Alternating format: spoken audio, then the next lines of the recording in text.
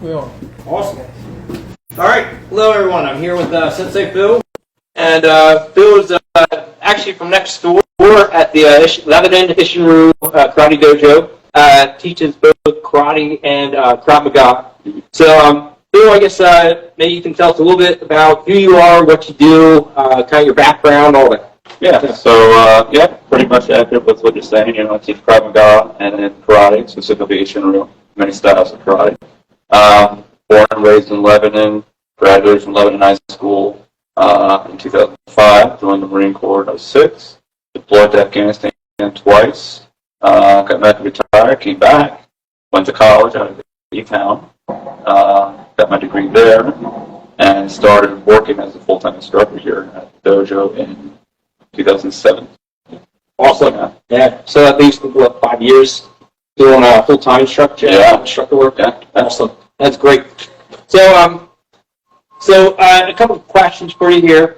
As it relates, I know you're a war veteran, and I know a lot of people struggle with anxiety, depression. I know a lot of veterans struggle with coming back and reactivating to civilian life and all that. What are some of the benefits, would you say, of karate as it relates to mental health? So the mental health. What's interesting is I started training Ishinru when I was 8 years old in 1996. And back then as a kid, it wasn't really I wouldn't think about the mental health. I felt more like the discipline and the focus and those kinds of things than being awesome and doing karate. Yeah. But yeah, when I came, for me specifically, I got injured and it's kind of you get tossed into this state of anime, mental anime, because parts of your life now that were fractured and whole, but they're now gone, right? So I got retired, the military circles were gone. And just simply being in a dojo, you become another part of a community member within a smaller community, and that in itself helps so much in the mental health. And then the fact that you're moving your body, the research shows that the more you move, the more exercise you're doing, the better. Yes. All the chemicals in the brain get released, and it just helps with mental health. So it definitely helps me a lot in terms of things I was dealing with post-military life. That's awesome. Yeah, what you said, you really hit a point there. Number one, you're doing physical exercise. And so that alone is really, really good for the brain. We know that from plenty of research. But another thing that you hit on that's kind of interesting that some people sometimes don't realize is that when you're doing exercise as a group, that's a whole other level of stimulation for the brain that's been shown over and over and over. When people exercise together in sync, there's a feeling of community that comes out of that. There's a feeling of there's a natural kind of bonding, natural common interest and stuff. So you touched on the aspect that not only are you getting a workout, but you're also becoming part of something, you're becoming part of the group, so there's that social aspect, some social support. So what are some of the, you've done karate for a long time. You've seen a lot of people come in there, start out, fresh, maybe off the street, not doing a whole lot of exercise. You've seen them do karate for years. So what are some of the physical benefits that you're seeing, in yourself, and some of the physical benefits that you're seeing for people that do it, coming off the street and then through the years?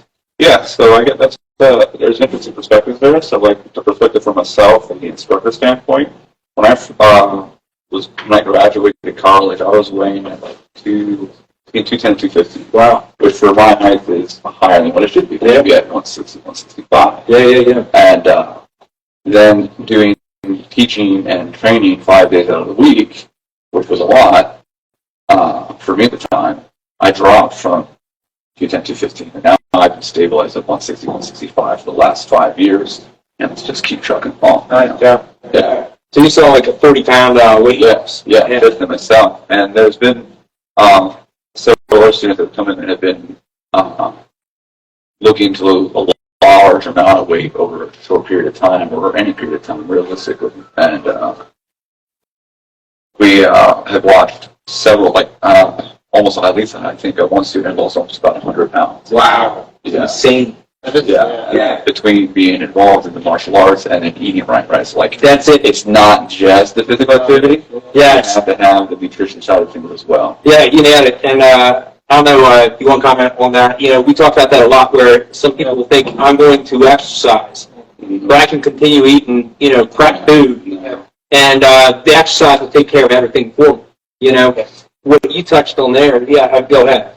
No, but I can piggyback on all of what you guys said. So if you can take all the neurochemical changes that exercise produces in your brain and put it in a pill. And I'll tell you now, it will be the best pill ever. Like, A lot of money. yeah, it's the best pill ever. Like in terms of, it's a real medicine. Exercise is a real medicine. We talk about it all the time, and I think Sensei Phil is right. And that's one of the reasons I myself joined the dojo, because as a doctor, I wasn't getting any exercise. Just go in and sit in your cubicle and type notes all day, and you just. Yeah, and I was like him. I was obese as well. Yeah. So yeah. It's a good. And kind of on the weight loss thing, I know from my own experience when I was doing it and I just did it for a short little bit while my daughter was in it. Yeah. And I know I lost, out the gate within the first few months there, I lost about 10 pounds. And then I was there for a couple of years and I lost 20 pounds, total, doing it. But the whole thing is I was eating pretty good when I joined the dojo. Mm-hmm. So I was already eating good. And then I added that level of exercise on top of it. And then I lost weight. But it goes back to, because I think you'll say, you've seen, I know Doc has commented, we've seen people that have gone to karate for years have work up in the same sweat and they look the same. They don't lose any weight at all. Yeah. And so that kind of piggybacks on what you're saying. Mm-hmm. It's not just the exercise. Yeah, or just medicine, or just like nutrition. It has to be a really combination of things. So, To help. yeah. So, all right. I think one thing that people are scared about when it comes to martial arts, is for themselves. If it's an adult watching, like, hey, be kind of interesting to do it. It's not boring. Mm-hmm. It's not like on a treadmill repetitive. It's not going into curves on the elliptical or I don't know what's that, the Planet Fitness and all that. Right. Yeah. It's different. It looks like it's fun. But what about injuries? How often do you see injuries, and what kind of injuries do you most frequently see? In our dojo, it's not too often that we see any real major injuries in any sorts. I see minor injuries are like, you get some bruises, you get some jammed fingers every now and then, because some of the other things. But I can't speak for all dojos. I think that it's going to come down to the dojo and the instructors. So like in our space, we practice safe practices at all times, keep it super safe as much as we can. But there are some places out there that don't put as much of an emphasis on safety. Yeah. Those are kind of places that you want to kind of avoid. Yeah. Because you don't want to have a bad experience with it, because, sports nutrition, exercise-wise, it's like the best thing you can do for your body and your heart. Yeah. So you don't have to go in there. Some students will go in there with a self-defense mindset. They want to go in there and they want to beat down and hit things hard. That's one type of student. That's not everybody. Right? Other students might be in there just for weight loss or just for exercise or just for focus. Yeah. So I think like our dojo does a really good job at being well-rounded and making sure that we have created a safe environment where all the different types of people that want to learn martial arts can, within their own scope, so they can challenge themselves as well while being a part of the team. Yeah. I'll piggyback on this. I have experience. I've been with Shihan 5, 6 years. Oh yeah, you spent a lot of time over there. And my daughters have been there. Oh yeah. You personally participated, and my ex-wife. So yeah, it's very, very safe. I would say it's not even a factor. If you're deciding that, that's Now, just making sure taking it slow and starting easy is probably more of a factor than just thinking about injuries. In this specific dojo, and I've done martial arts for a very long time, almost all my life. Yeah. If you look at the research on martial art injuries, generally speaking, they're relatively low. It's not like we're doing MMA fighting, things like that. When you're doing it at a community dojo like this, they are all about safety, All right. So some people are like, all right, well, maybe I won't get injured. I'm hearing that, the instructors really look out for safety and all that. But what about, what if I'm sedentary, I'm out of shape, I'm a little bit intimidated walking into a dojo full of people that know what they're doing. I'm going to stand out. People are going to look at me weird, or I'm just going to feel weird, You encounter, new students all the time. So how do you guys handle that? The person that's coming in that might not be fit, all that stuff. How do you guys handle that? Yes, that actually happens pretty much almost every time. It's very rare to get the student that comes in that's like gung ho and ready to go. So that's why we always have we do like a crawl, walk, run type of methodology, right? Yeah. We do an intro class where they get the one-on-one experience with the instructor. They get to kind of see the facility, It can observe a class, see what it's like, what their intensity is, and you can see what different students are with their intensity levels. And then we offer a beginner program. They can come in, they try out these classes, and if they don't feel comfortable, then they can move on from the program and leave and do find something that better fits them.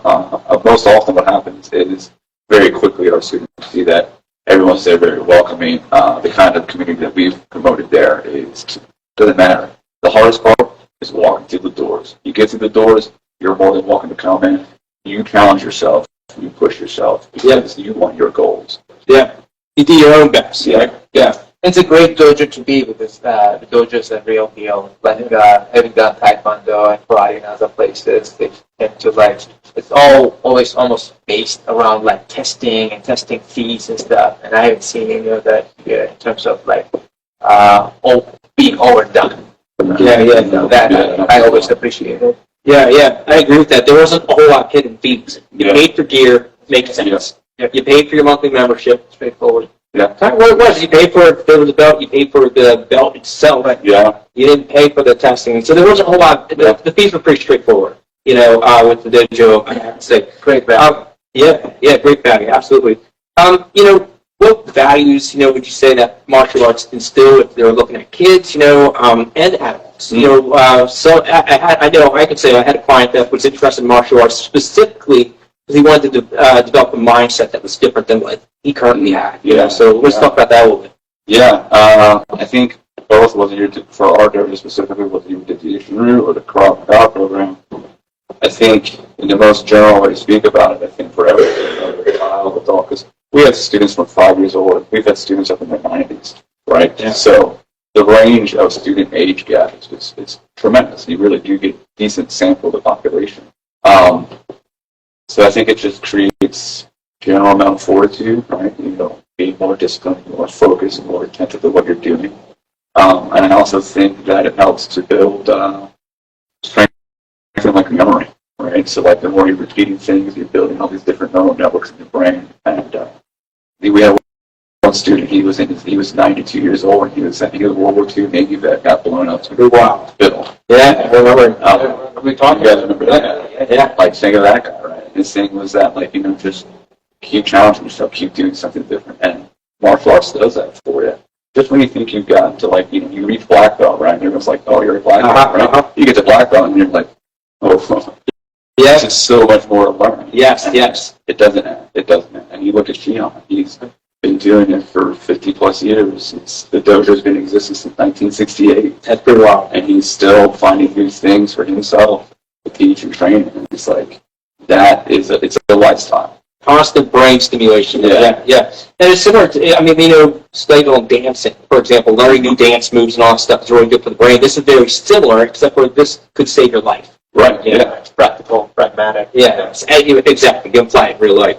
All right. So you also do Krav Maga. And so what would you say is kind of the difference between Krav Maga and karate? Is one style better for one group of individuals? And, if I want to go over there, how would I know to choose karate or choose Krav Maga? How would a person know that? Yeah. I love this question. It's a good question. So realistically, what it comes down to, the differences between the two, and I think they were both created right around the same time, the 1950s, post-World War II environment, a lot of anti-Semitism for both the Okinawans and the Israelis. So their mentalities, what they did was very similar. The Krav Maga and Imi, he took karate, he took jiu-jitsu, he took boxing, he took wrestling, Muay Thai, and he hodgepodged them all together into what he felt was the best well-rounded fighting system for self-defense. Tetsuya Shimabukuro did the exact same thing, except he did it from Okinawa instead. And he took the best of what he saw was going on in terms of the self-defense and style. The only real difference between the two that I would say is training methodologies. For Krav Maga is self-defense mindset specifically only, and it's a very intense, high cardio type of environment and training methodology, where the Ishinru can fluctuate between slow movements and high cardio movements, so you get a little bit more of the roller coaster with your heart rate through within even an hour training session. Yeah. So you would say, like, I know you did those styles too. What was kind of your option? Yeah, I think, and I've done judo before for a very long time. I think anything Japanese, it's almost like you have to look at it like taking a college course. It's like ancient art form. It takes years, maybe decades even to master. Krav Maga was designed so you could just take anybody from street and teach them basic self-defense moves. So if you are not into like learning a whole lot of skills and you want to just learn basics and get great workout, Krav is definitely a way to go. I prefer that because I would come from like, working all day cognitively, like thinking and doing things. I just wanted to find something and I just thought, Krav Maga was better for me. Yeah, that's actually a great way of differentiating it. So the one way it's more kind of like just a fierce workout, self-defense. There is absolutely some skill learning for it, but it's perhaps a little bit more straightforward. Absolutely. Whereas karate is a lot of different weapons that you learn to use, a lot of different movement patterns that you learn to do. So it's a very cognitive, intense, a lot of learning. A lot of learning that goes into it, yeah. I think it's a way to look at maybe too, is like if Krav Maga was a medicine, Yeah. and then Ishin would be like the holistic side. Okay. Of things. Yeah. Right, so like quicker, Yeah. and more of the lifestyle change. More of a lifestyle change, yeah. Long term, yeah. So, awesome. So, is there anything that I didn't ask so far that I should have asked about, maybe the Lebanon Ishinru Dojo, about, martial arts and physical and mental health, any of those things? I think in terms of question of mine. The only thing I really thought about too that it just kind of came in my mind was thinking about students that are elderly that do take martial arts. Thank you, yeah. I think there's I noticed in some of the elderly students there's a mental wall to break through of well, I'm not young, I can't move the way I used to before. Yeah. But once they seem to get break past that, that's a really good thing because as we get older, our bone density, one thing I was thinking of is our bone density decreases, right? Yeah. Yep. Well, doing martial arts, whether you're doing, it doesn't matter, honestly, it doesn't matter what style, the more impact you create on it, you're going to help slow that process down. And we have one student who's 72, and he comes in there and he's hitting the makiwara hard like I am, dropping hard, and hitting hard. He moves like he's 40 or 50. Yes. I'm glad you brought that up because I think, and you've seen the same thing. The way that, Sensei John, the way that, his abdominal, his core strength is incredible, even his arm strength when he gets you into holds and stuff, he's in his 70s, right? Yeah. Sensei Mark, what is he, 60s? 60s, moves just goes so fast, faster than 30-year-olds, 40-year-olds, and so the people that have done it for years or have done it consistently, they age well. There's no doubt about it. And that's one thing that's lucky and unique about our dojo is that we have so many. Keon has got so many students that have been with him for 30, 40 years. Yeah. And there's, and you got 70-year-old, 60-year-old. And it's funny because there's, like Sensei Terry, you'll see him, he's in his 70s, and you'll see him down on the ground with 8-year-old, 7-year-old kids, crowd walking, bear crawling, and just moving around. You don't even see most 30-years doing that nowadays. And then you can comment because you work in the hospital. I mean, what do you often see in terms of, 40-year-olds, 50-year-olds, 60-year-olds, 70-year-olds coming in, versus what you saw over there? Oh, yeah, absolutely. I mean, you see heart attack in somebody 55-year-old makes you think, how did they get there, right? Way too young for heart attack, stroke, or even AFib, things like that. And I think the beautiful thing about our dojo is they really meet you where you are. Yeah. And you can start at any time. Yeah. And that's the I think, it's a very unique, I've been to other karate places, and when you walk in, you will know that it's for young people. Everybody's joking really 100%.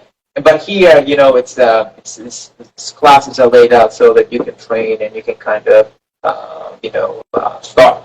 And they meet you where you are. That's it. And, I brought my 4-year-old, 5-year-old, and I've trained myself. And my ex-wife was 105-pound girl, and she coming up. So, I mean, place is great. So, in that sense, you will be in good hands. Yeah, you soon learn that, you're competing against yourself, really. Yeah. I mean, you're there, people are supporting you, you do sparring, some of that stuff, but really, you're just trying to do your own personal best. You guys emphasize that all the time. You just do your own personal best. Yep.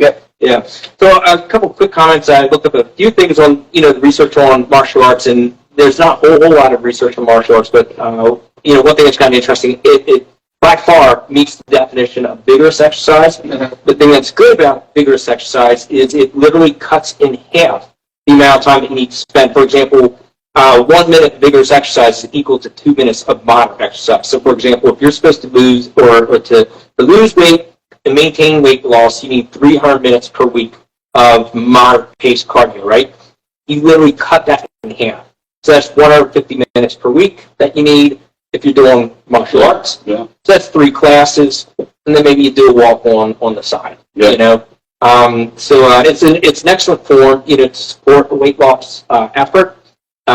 It does not eliminate the need for proper nutrition, and in some cases also people that really struggle are going to need medical support as well. So it doesn't, you know, replace those things, but it can be a beautiful complement to it. So yeah, awesome. Anything else? Yeah, it's a great school to come and give it a try. Yeah, all ages. Very good. All right, thank you. Appreciate it. Yeah, thanks for coming out. Yeah. Say hi to everyone. Yeah. Frank's looking like he might be moving soon. I don't know if you're talking about He did talk